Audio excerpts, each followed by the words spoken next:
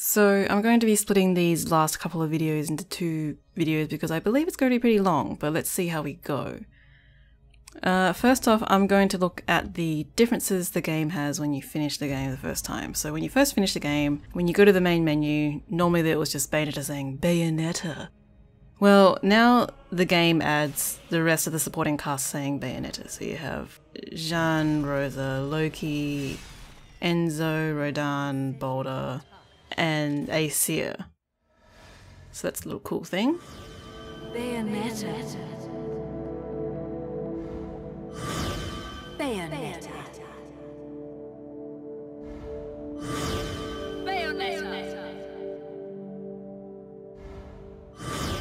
Bayonetta. Bayonetta.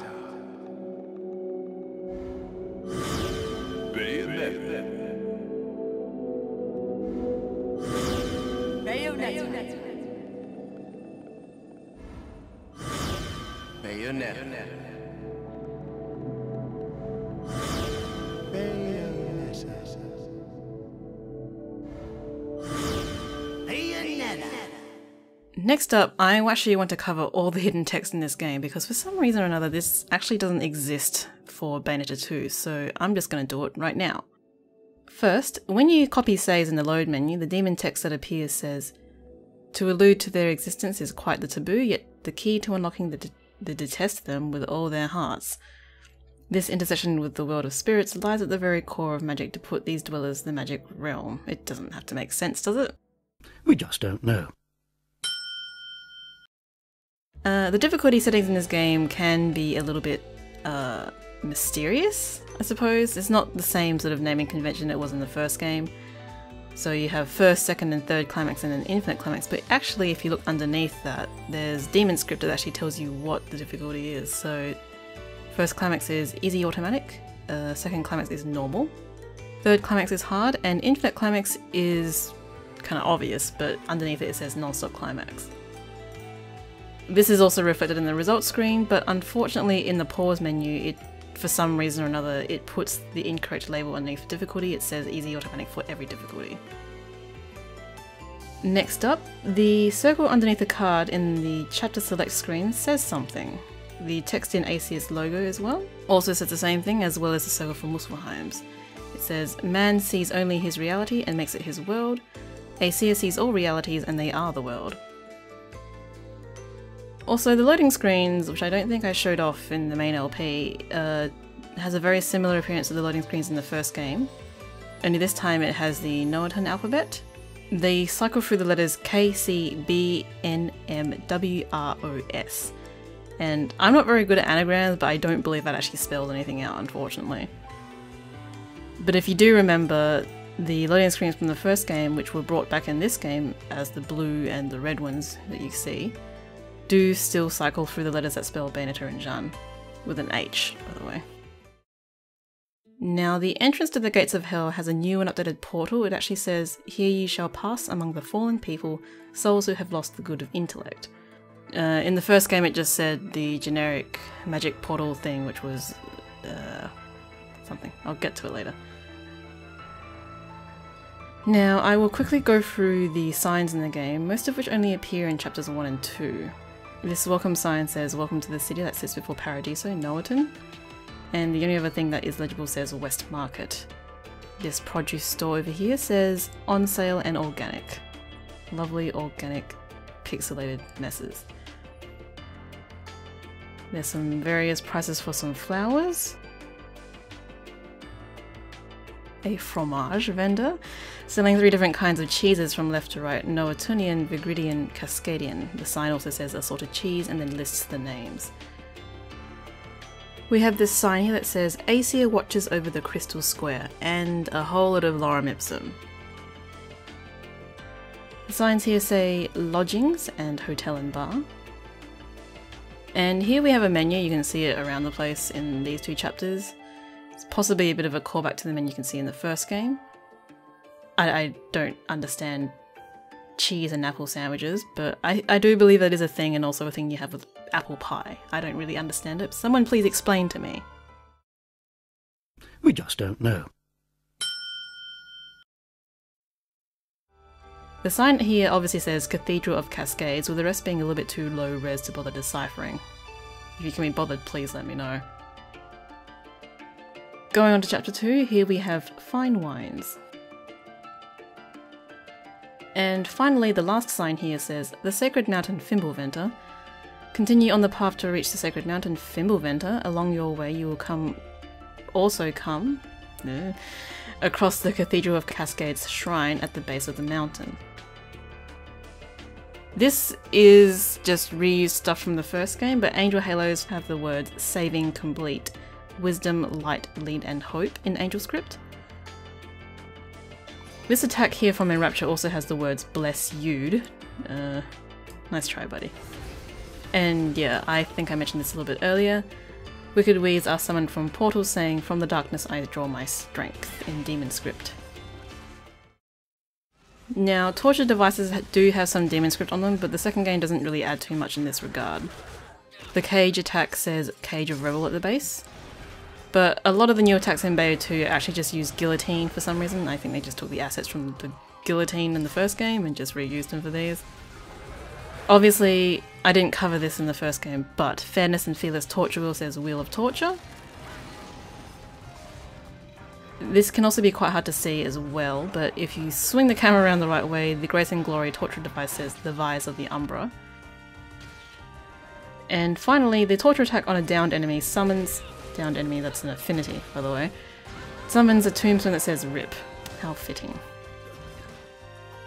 Now, all the climax finishes say Punish It in Demon script, as does the QTE for mixing items. This does seem to have been changed either accidentally or intentionally from the first game, where the concocting items said more appropriately concoct.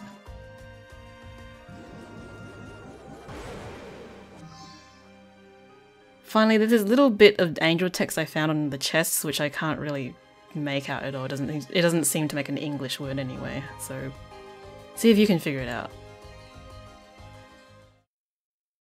Finally, the last bit of hidden text is the scroll that Luca plot dumps on us in chapter 5.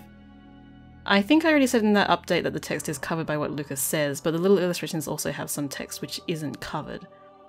So you have Legend of Aesir number 1, Homini Angelus Diabolus. In the 3 worlds, I really can't make out what this says. It looks like it says Terra's World, but I don't think that makes very much sense. Here we have God Aesir, The Legend of Aesir, number 2, Aesir's Power, The Right Eye of Light, The Left Eye of Darkness, Legend of Aesir number 3, The Inheritors of the Eyes of Aesir. On the top and the bottom of the scroll, as well as around each illustration, it repeats the same Aesir, I guess, saying, Man sees only his reality and makes it his world. Aesir sees all realities and they are the world.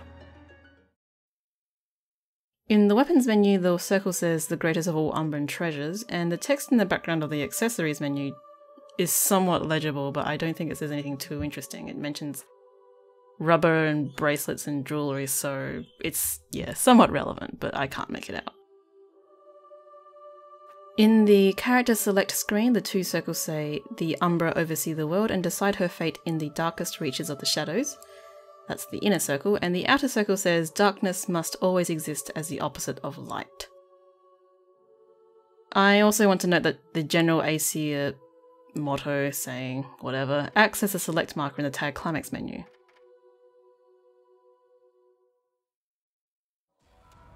Next up we have the accessories. Most of them act the same way as it did in the first game, but I figured I should just go over the major differences. The Climax Brace, this is probably one of the last accessories you will unlock. This requires getting all Umbran Tears of Blood, of which there are 50.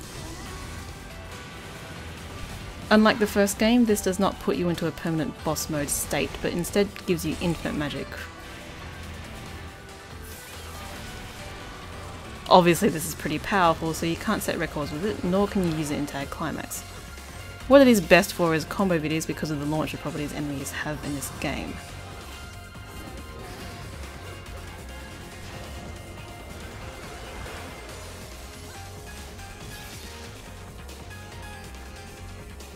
Climax Brace 2 is a new one, and as someone helpfully pointed out to me, something very similar can actually be seen in the Rodan fight from the first game underneath the stage.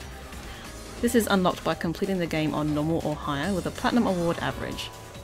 It passively increases the strength of your Umbran Climax Wheeze, but at the same time also increases damage taken. As far as I've figured out, it causes you to take double damage, and I think it would be fair to say it doubles the strength of your Umbran Climax Wicked Wheeze as well. Like its predecessor, you can't set records with this when you equip it.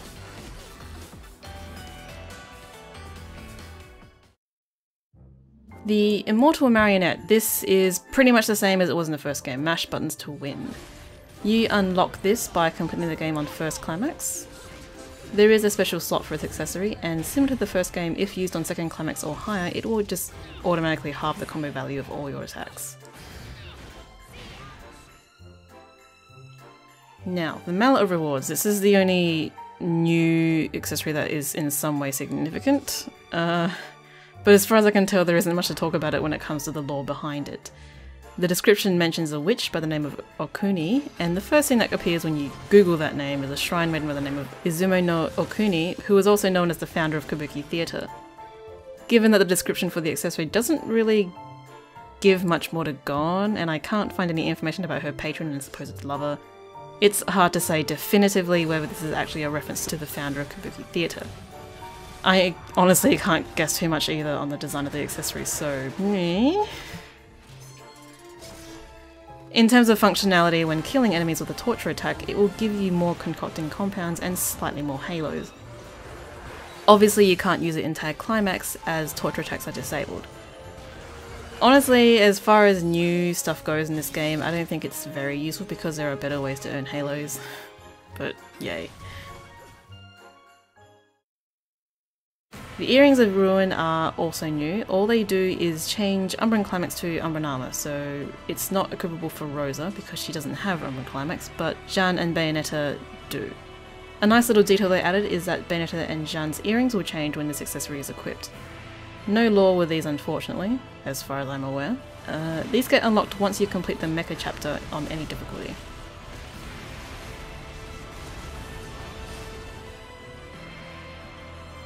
Eternal Testimony. This is basically the same as it was in the first game, being unlocked when you get half the number of Umbran Tears of Blood. 25 that is in this game. It automatically gives you 2 orbs of magic if your magic meter is empty, which in this game with its weird changes to earning magic is a massive boon. The Bracelet of Time. This works pretty similarly to the way it did in the first game in that it disables normal Witch Time activation by dodging. You can still activate Witch Time by a perfect parry though, as well as through using Celine's Light. The difference in the second game is that the amount of Witch Time you get by activating the bracelet is not dependent on how long you hold down the left bumper button, but rather it's a set amount. Maximum Witch Time allowed is 2 seconds long, but you can deactivate the bracelet at any point, less than 2 seconds. There is also a 1 second cooldown on the accessory between activations. Instead of deactivating Taunting, using this accessory deactivates Umbran Climax instead. You unlock this by completing the game on second climax or higher with a gold award average. Pulley's Butterfly and Infernal Communicator. I lumped these two together because they're pretty similar in how nothing has changed in how they act from the first game. The main thing that you want to know is that when you have both of these equipped at the same time, you can now summon a full set of each, that is to say 5 butterflies and 5 little devils, whereas in the first game if you did the same you could only summon 2 of each, so that's a pretty nice change. An odd thing that developers have kept in with these accessories is the ability to offset turning them off, but for some reason not turning them on.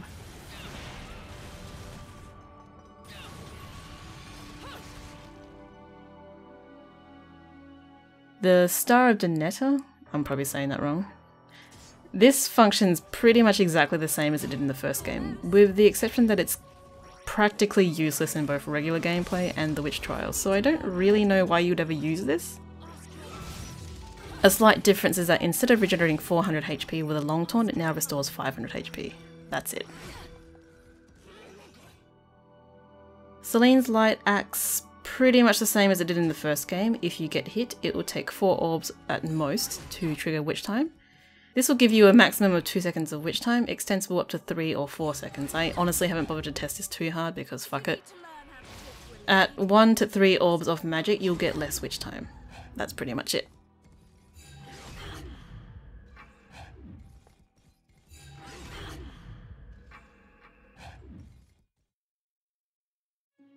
Evil Harvest Rosary works exactly the same as it did in the first game. It disables Witch Time activation by dodging, but of course you can still get Witch Time by a perfect parry. And there are 3 different sized bombs. One thing worth mentioning is that equipping this allows you to get magic each time you correctly dodge an attack, as opposed to 1 orb every 2 dodges.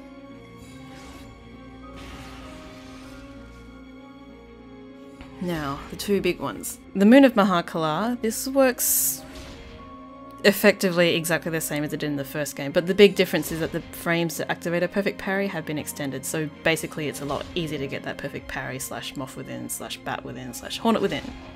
So the perfect parry will give you a minimum of 3 seconds of witch time, but if you are enraged it will give you a little bit less, because that's how enraging works in this game. Gaze of Despair by and large functions exactly the same way as it did in the first game. It puts enemies into a permanent enraged state, which means they do more damage, they attack faster and more frequently. It's also much harder to air combo enemies, because, you know, that was pretty easy to begin with in this game. The payoff is that you get 1.5 more combo points per hit. Bayonetta changes things up by making enraged enemies' attack queues practically disappear, as well as effectively halving the amount of witch time you get from successfully dodging an attack. So Bayonetta adds 1 new item, which basically allows you to get more halos from enemies. I really don't know why you would use this, because tag climax exists and it's way more fun. And it doesn't require you to make items. Anyway, this turns all enemies into a weird gold colour and the effect lasts for about 30 seconds.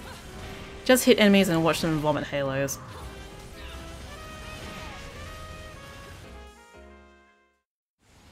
Okay, I know a lot of people enjoyed my lore videos from the last LP, and I did enjoy doing them, but they are a lot of work, so what I'm going to do for this game is very, very briefly go through each of them.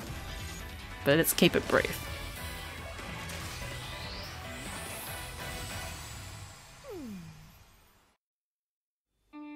Okay. Love is Blue. These guns replace Scarborough Fair from the first game, and in the same vein take their name from a completely unrelated song. Love is Blue was composed by Andre Pop, with lyrics written by Pierre Coeur. I'm probably saying that wrong, but who cares? It's been suggested by people who know more about guns than me that the design is based on Mauser Red 9 pistols, but unfortunately the developer blog was somewhat lacking for this game compared to its predecessor, and PG hasn't confirmed this. The guns are named Prelude, Minuet, Toccata and Nocturne, but as far as I can tell there's no obvious way to tell which of these names corresponds to which gun. The names all describe styles of music, with Prelude meaning a short piece of music,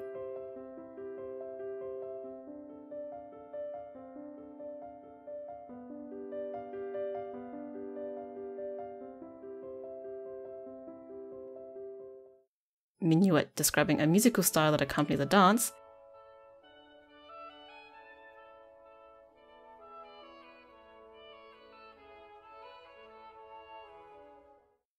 Toccata, from Italian toccare, to touch, being a piece of music typically for a keyboard or a plucked instrument, featuring fast-moving, lightly fingered sections.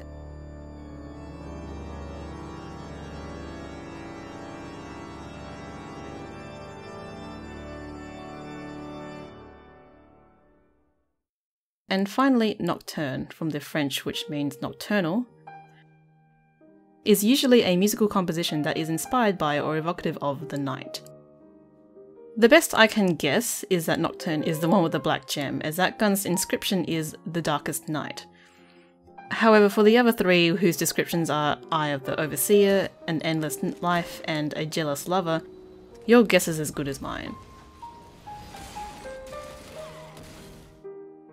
The charms attached to the guns are also supposed to be somehow associated with the names and inscriptions, but again, it's all guesswork as to what the flowers are and what they represent.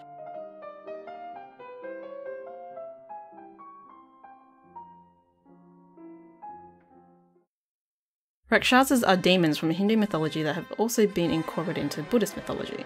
They can also be called asuras, which you might remember is the umbrella name describing demigods whose alliances can be either good or evil. It is said they were born from the breath of Brahma. As soon as they came into the world, they were filled with bloodlust and started eating Brahma. Brahma shouted Rakshama, Sanskrit for protect me, and Vishnu came to his aid, banishing to earth all Rakshasas, thus named after Brahma's cry for help. In Japanese Buddhist lore, they are called Rosetsu, where Jeanne's equivalent take their name from. Bayonetta's Umbran Elegance gives her what seems to be a belly dancer's outfit, which, given their Indian background, doesn't really make too much sense, but whatever, it's all the same, right? Kafka references 20th century Austro-Hungarian writer Franz Kafka. Its description directly references Kafka's novella The Metamorphosis, German Die Verwandlung. I'm so sorry for my terrible German. Where a young man wakes up one day and discovers that he has been turned into a hideous insect. The cause of the transformation is never touched upon, but rather the story explores how the man's family adjusts to his condition. The main character's name, Gregor Samsa, is where Jeanne's equivalent takes its name from. Bayonetta's Umbran Elegance seems to reference famed archers of old such as William Tell or Robin Hood. This is particularly obvious as the golden LP for this weapon plays the William Tell overture. The legend of William Tell is best known as that story where the dude has to shoot an apple off his son's head. Chernobog is a Slavic deity whose name means black god. Much has been speculated but little can be confirmed as there are few historical sources mentioning him. The only historical sources, which are Christian ones, interpret him as an evil god, but it is questionable as to how important or malicious he was really considered by ancient Slavs. The name is attested only among West Slavic tribes of the 12th century, hence it is speculated that he was not a very important or very old deity. In popular culture, he is best known for his appearance in Disney's Fantasia in the Night on Bald Mountain sequence. Jeanne's equivalent, named Inferno Slayer, seems to have been given its own unique and at the same time generic lore. It is said to be owned by a Lumen Sage to hunt demons, killing so many that he was nicknamed Inferno Slayer. Eventually his powers became feared by the locals who drove him out.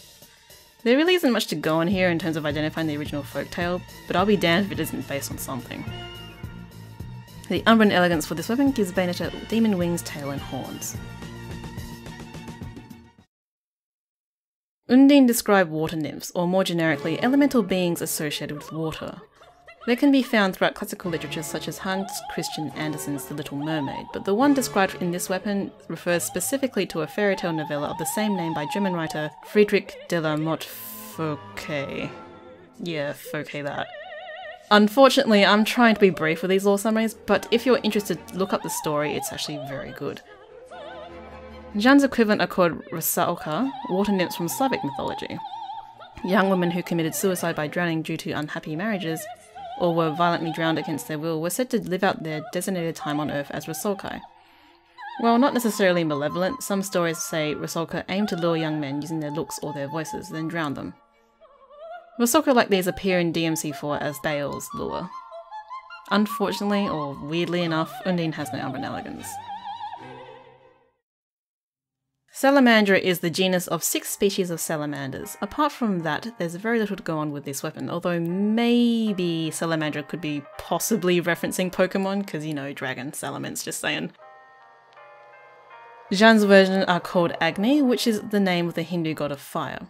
A neat little aside, just because I can, is that Grey Griffin, the voice of Jeanne, also voiced Azula in Nickelodeon's The Last Airbender cartoon, who is a firebender. Showdown that was always meant to be.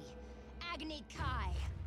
And probably best known for literally going crazy in her final appearance in the series, and Agni Kai with her brother. Okay, fan moment over.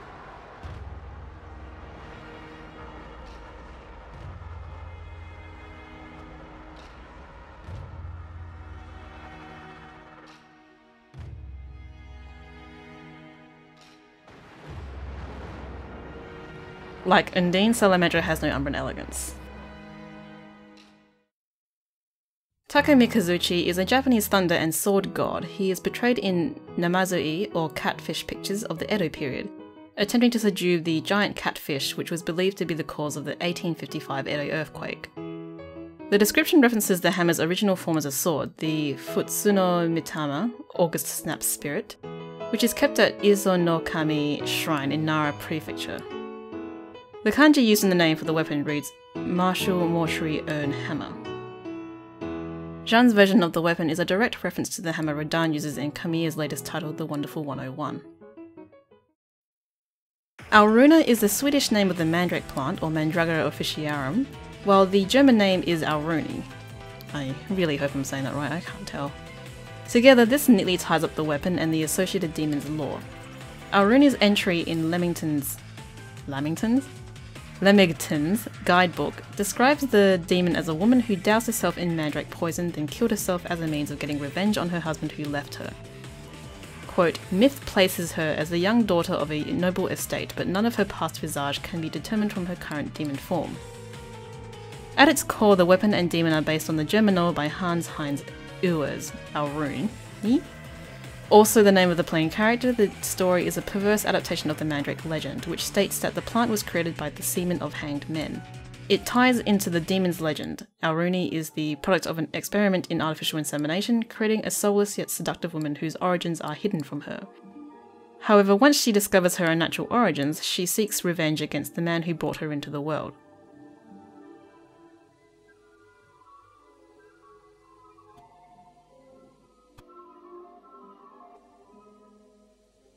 Honestly, I could do a whole separate video on this subject alone, but I'm going to stick to being mercifully brief.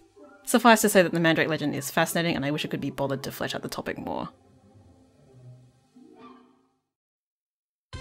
Okay, the Chain Chomp. This is an obvious reference to the Nintendo collaboration, and I don't think I really need to cover the lore behind it.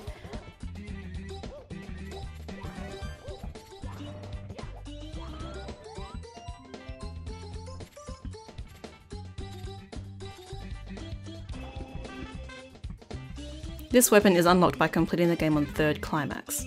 There's some cute details with this weapon that PG added, most notably the weapon's ability to show you where chests are, as well as falling asleep if you stay still for long enough. It also attack enemies while you're busy mashing the punch button.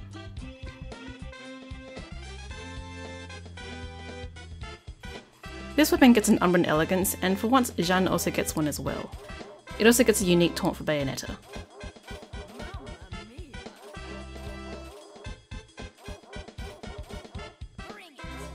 One thing I didn't show off in gameplay was this weapon's Umbran Climax modifier. It basically just makes all the bombs bigger.